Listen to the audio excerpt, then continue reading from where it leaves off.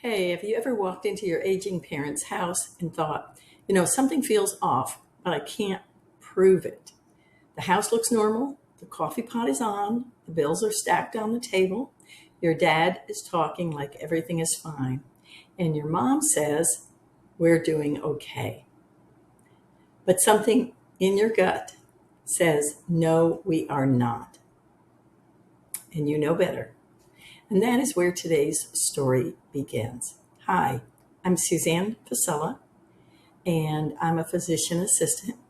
I retired several years ago, and I'm also a healthcare advocate who teaches family caregivers how to go from emotional chaos to strong leadership in senior care with more confidence and less exhaustion and the right resources, which you definitely need. And today I want to show you how one family started to see the real caregiving problem that was hiding underneath the surface so they could stop reacting to every little crisis and start building a calmer plan, a plan that works for them. Every plan needs to be customized. Well, Janet called because she was worried about her parents. And she felt that her dad, Arthur, who was 86, and her mom, Elaine, who was 81, they'd lived in the same split level for over 40 years. So you can imagine the stuff that was packed into that house. And it was the same front porch. It was the same kitchen table. We all know what this looks like. And the same family pictures on the wall where everybody had the big hair and the oversized glasses, and at least one child was wearing a sweater vest against their will. That is so typical, and that's what we see. But from the outside, everything looked fine. There wasn't any problems. But this isn't why Janet was worried. She was worried because something in her gut said there was a problem. You see, Arthur, her dad, still sat in his favorite recliner and talked like the mayor of the living room. And Elaine still cooked and paid the bills, watered the plants, reminded him about appointments, and said things like, we're doing okay. No one wanted to get into what the real problem was. But Janet noticed that the small things were changing. Her mom looked thinner than she used to look. The house felt a little less organized. It didn't even keep the same cleanliness that it used to. Her dad's stories were louder and more defensive, and we all know what that sounds like. Her mom's answers were now getting shorter, which means mom wasn't really getting a moment to talk. Janet thought the main problem was the house, because that's what she was seeing. Should her parents move, or should they stay? What should we do with her parents? Should they get help and bring in help? Well, that always doesn't work because the seniors don't want help. Should Janet bring them to live with her, which sounds loving until someone starts reorganizing your kitchen, the drawers in your kitchen, and judging your paper towel brand? We all have heard that. But the house was not the first problem. I can tell you that right now. The first problem was that nobody had clearly named what was happening here, what was going on. And once you get into this, and I saw it from an outside perspective, things change. Elaine was not just Arthur's wife anymore. She was his reminder system, meal planner, appointment tracker, emotional buffer, safety monitor, driver, bill organizer, and backup brain. That is not doing okay. That is one person quietly becoming the entire care system. There's no such thing as a care system with one person. And when one person becomes the whole system, the family often misses the danger because it looks like things are still working. And that's true for everyone. The seniors think it's still working. The adult children think it's still working. Arthur did not see the problem. And he thought people were just fussing over him, which made him mad and aggravated. Elaine did not see it either because she had been doing the work for so long that exhaustion started to feel normal. So no wonder she was getting thinner. She was running herself ragged. And Janet could see pieces of it, but she did not yet see the full pattern because she didn't live with them. She didn't know what was really going on. They always said things were great. This is where so many caregivers get stuck. They ask, "Are you okay?" And of course, how is the parent going to answer that? They're going to say, "Yeah, everything's great." But the better question is, what has changed? And you have to nail this. You have to actually, when I ask somebody what has changed, they better have answers.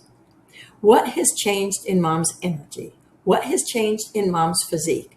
What has changed in dad's walking, memory, mood, or independence?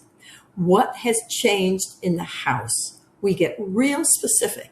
Once you start getting specific, you can start to name what's wrong. What has changed in how much one person is quietly carrying that they never used to carry before? Because fine is not a care plan. When somebody says, "I'm fine," that's not a care plan, never has been, never will be. Getting by is not a care plan. When you see something wrong, speak up. And mom always handles it is definitely not a care plan. I've heard that 1,000 times too. Oh, mom's got that covered. No, she doesn't. The first shift that Janet needed was awareness. She needed not to panic, not to blame. We don't go there. And not marching into the house with a clipboard and saying, "Everyone sit down. I have downloaded 6 articles and laminated my concerns." Yeah, people do this. They really do. Awareness means calmly asking, what is actually happening here? What is changing with each individual person, emotionally, physically, and mentally? And then what is changing within the house? The second shift was separating love from rescue. Janet did not need to fix everything by Friday. Elaine did not need to prove love by doing everything. And Arthur did not need to reject help just to prove he was still independent. And this is where many seniors go. They think that if they get help, they're losing their independence, which is not true. The third shift was building guardrails before the crisis forced the family's hand. Guardrails might mean a medical review, a home safety check, a backup driver, a written plan, or help coming into the home before Elaine collapsed. Those are all guardrails. Guardrails are not control. I want you to think of them as structure. We do this all the time, but we don't like it when we age and we recognize it. For example, we might hire somebody to do our lawn. We might hire somebody to fix our car. We might hire somebody to put on a new roof. Okay, somebody's coming maybe into our home to clean. So we have catered help.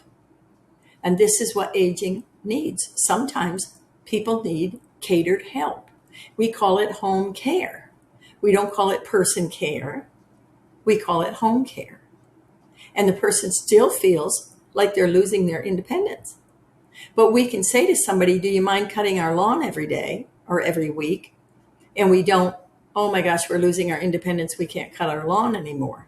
We don't say, "Can you come in and clean our house every week or every 2 weeks or once a month?" We don't say, "Oh my gosh, I'm losing my independence because I can't clean my house anymore. I can't do a deep clean anymore." You could do it, but it'd be just nicer to have somebody else do it. And that's how we have to approach the senior with, "Hey, we've already got these things going on. We've done them all our lives. Why not let somebody do them for us?" Right? So what's structure? Structure is what lets families love each other without everything falling on one exhausted person. That's why we hire help. Just don't call it home care. Call it what it is: cleaning care, organizing care, Company care. What is it that the senior will accept? So this is a good place for you to ask yourself, where in your caregiving life, your senior care life, are you calling something fine because you do not know what else to call it? Let's call it what it actually is. And if this story already sounds familiar, please subscribe, give this video a thumbs up, and share it with someone who is burning out on senior care. Sometimes the person who needs this message most is the one who keeps saying, I'm okay. We know they're not. But here is the truth. Caregiving does not fall apart because we do not care enough. We always care enough. It falls apart when love carries what structure should have been carrying all along. So once I would get my clients and my patients into a structure, the relief was there. Janet's family did not need a perfect answer on one day. They needed a calmer way to see the problem. That's all I gave them. And that is where steady care begins. Just looking at very specific questions. What has changed with each person? Not with a crisis, not with a fight, not with forcing your parents to do what you think is best, because many times that's not the case. It begins with learning how to become the steady leader in the room, the one that is trusted by the seniors, the one that everybody looks up to, the one that the neighbor is jealous of. That's who you become. So if you want help learning this calmer way to approach senior care, I have a link in the description below for my weekly newsletter. But you can also put your name on my wait list for the next 12-week cohort, where I teach family caregivers how to become the trusted leader their senior looks up to, with more calm, more structure, and a better way to love without losing themselves. That's all we need. It's not complicated. It's just becoming aware and asking the right questions. Take care. We'll see you in the next video.